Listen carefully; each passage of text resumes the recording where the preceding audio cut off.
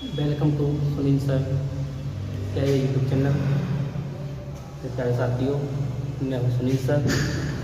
आपने जो पिछले सेशन देखे जिसमें आप लोगों ने प्यार जताया, ठीक है ना, तो इसलिए दिया, उसके लिए आप सबके लिए मैं तहे दिल से धन्यवाद करता हूँ।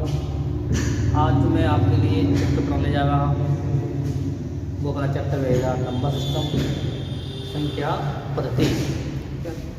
संख्या पद्धति चैप्टर जो अपना है एक ऐसा चैप्टर है कि आपके लिए जो वनडे एग्ज़ाम है, ठीक है ना, प्रत्येक एग्ज़ाम में आपको संख्या पद्धति से, नंबर सिस्टम से क्वेश्चन देखने को मिलेंगे, ठीक है। और ये ऐसा चैप्टर है कि बेसिक से पढ़ना भी चाहिए, बहुत अच्छा चैप्टर है, ठीक है ना। तो आप इस चैप्टर को अच्छे से पढ़ेंगे और एक एक इस चैप्टर के बारे में नोट करते हुए जाएंगे। ऐसी बात नहीं नोट ना करें, कॉपी पेन लेके बैठे हैं और सेशन को शुरू से लेकर अंत तक देखना, ठीक है। चैप्टर थोड़ा बड़ा है, क्रिटिकल है, तो इसे पार्ट बाय डिवाइड करेंगे हम।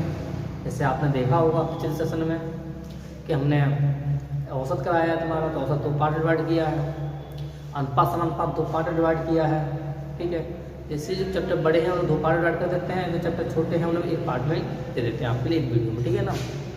तो आपको अच्छे से पढ़ना है, नंबर सिस्टम आना चाहिए। और नंबर सिस्टम एक ऐसा चैप्टर है कि अगर हमारे माइंड से निकल गया एग्जाम टाइम पे कि हमें करना कैसे है, तो फिर कोई ताकत नहीं है कि आपको समझा सकें, ठीक है ना। तो ये बात है कि भैया, तो आपको अच्छे से पढ़ना है ये नंबर सिस्टम।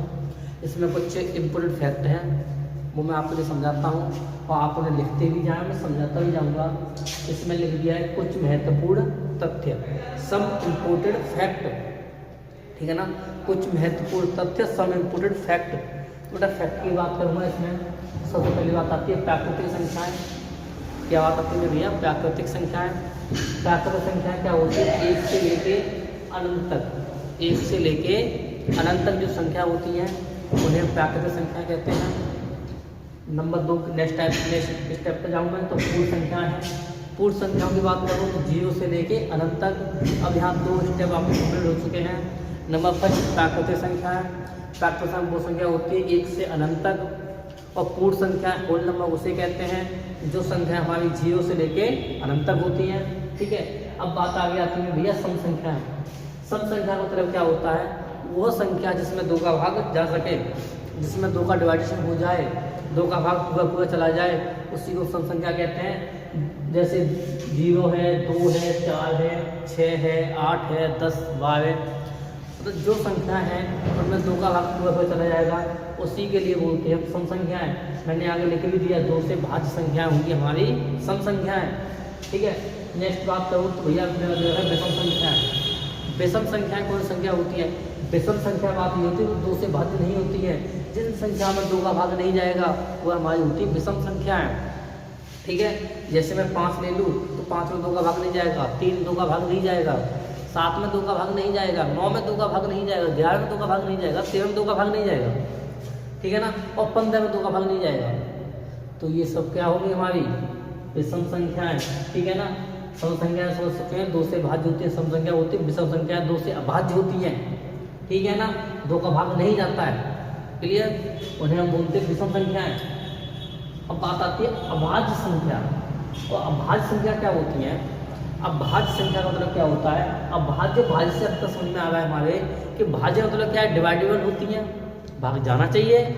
और अभाज्य मतलब क्या होता है? डिवाइडेबल नहीं होती है, भाग नहीं जाना चाहिए, ठीक है ना। तो इसमें अभाज्य संख्या क्या होती है? 2, 3, 5, 7, 11। इनका मतलब क्या है? वह संख्या स्वयं और 1 से विभाजित हो, वह संख्या जो संख्या स्वयं से विभाजित हो और 1 से विभाजित हो, तो उसी के लिए बोलेंगे अभाज्य संख्याएं। अब ज़्यादातर स्टूडेंट कंफ्यूज हो जाते हैं कि ये 2 को सम संख्या बताने लग जाते हैं, 2 को क्या बताते हैं? सम संख्याएं। मगर मैं भैया ऐसा नहीं है, तो क्या है? हमारी अभाज्य संख्या है। क्योंकि मैं अगर 2 को लिखता हूँ बेटा, अगर मैं 2 को लिखता हूँ, मैं यहाँ पे मैं तुम्हें समझाता हूँ, 2 को लिखता हूँ तो 2 एक ऐसी संख्या है जो कि देखो 2 से भाज्य होगी 1 बार, और 2 को 1 से भाज्य करूँगा 2 बार। और क्या आप बता सकते हो वो 2 का किसी और संख्या का भाग जाएगा? 2 में नहीं जाएगा ना। तो हमारी क्या है? अभाज्य संख्या है। अभाज्य संख्या वह होती है स्वयं और एक से भाजित हो या स्वयं या एक से कटे, ठीक है ना, तो उसे बोलते हैं अभाज्य संख्या। मैं भाज्य संख्या की बात करूं तो बेटा भाज्य संख्या हमारी वो संख्या होती है तो स्वयं से तो कटे ही कटे और एक से भी कटे, तो उसके अतिरिक्त किसी एक से अलग से एक और होता है उससे वो कटे, ठीक है। कम से कम 3 नंबर से तीन डिजिट करना चाहिए, 3 नंबर से वह संख्या कटेगी जिससे हम बोलते हैं भैया भाज्य संख्या है।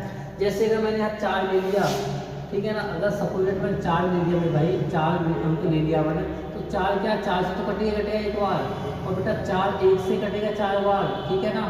और नेक्स्ट टाइम में तुम्हें समझाऊं तो मेरे भैया 4 जो हमारा कटेगा ना 2 से भी कटेगा, 4 में 2 का भाग भी जाएगा 2 बार, समझ में आया। तो बस ये तो समझा रहा हूँ कि 4 में 2 का भाग भी 2 बार जा रहा है, और 4 में 4 का भाग भी 1 बार जाएगा, और 4 में 1 का भाग भी 4 बार जाएगा। तो ये स्वयं से तो कट हुई है 4 से, और 1 से भी कट हुई है, और इसके अतिरिक्त किसी एक से और कटनी चाहिए कम से कम, ठीक है ना। ज़्यादा कटने से कट जाए कोई दिक्कत नहीं है, बट कम से कम 1 से कटना चाहिए। स्वयं से कटे और किसी एक से कटे, इन दोनों के अलावा किसी एक से और कटे कम से कम, वह संख्या हमारी भाज्य संख्या होती है। आप समझ चुके होंगे।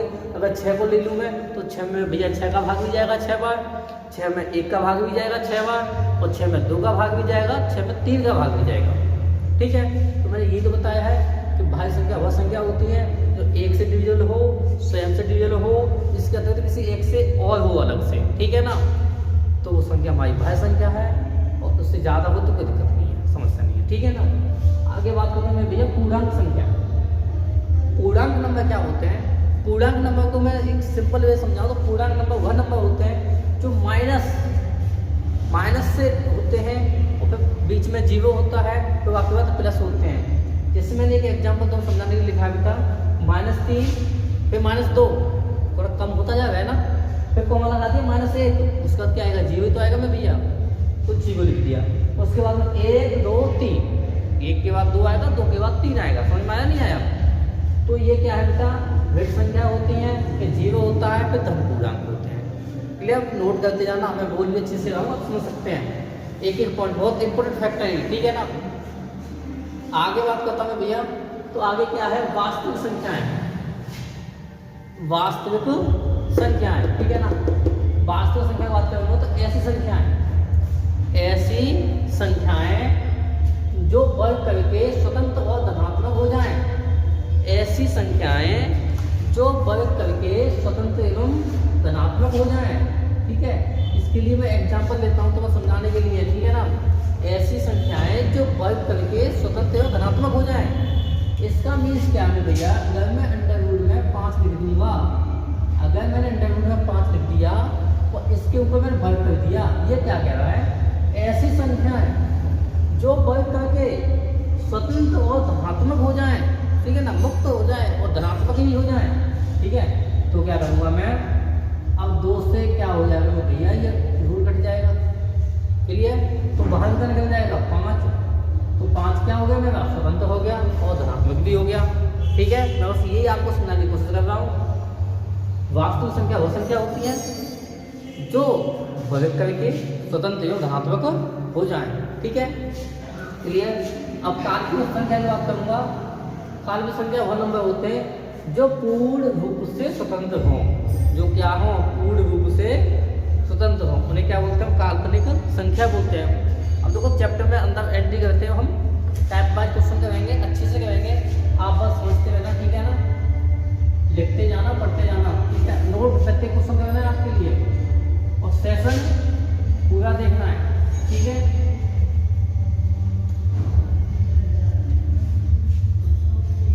कभी कभार क्या होता है कि स्टूडेंट सेशन पूरा नहीं देखते, ठीक है ना, तो उसमें क्या है, उनको समझ में नहीं आता है, मन विचलित हो जाता है, मन विचलित हो जाता है। जिसे बोलते हैं अभ्यास की तलवार चलाना, अभ्यास की तलवार चलाना। इसका मीन समझते, चलो 2 मिनट 1 मिनट खराब हो गया आपको, बात ये सुन लो। अभ्यास की तलवार चलाना, अभ्यास का मतलब क्या होता है कि अपने आप को एक ऐसा स्ट्रॉन्ग बनाना कि आपका मन कुछ बोले हम उसकी ना सुने, अपनी करें, ठीक है ना। जैसे मन कहता है कि आज नहीं कल पढ़ते हैं, बाद में सुनी सही क्लास देख लेंगे, कोई नहीं, ऐसा नहीं कहना है कि बात तो फिर बात हो जाता है, वो डिले होता चला जाता है, ठीक है ना, तो उसमें लूज मोशन आ जाता है। क्लियर? तो ऐसा नहीं करना है हमें। जैसे हम मन को एक काम पर लगा देते हैं तो मन क्या करता है भैया, वहाँ से भाग जाता है, ठीक है।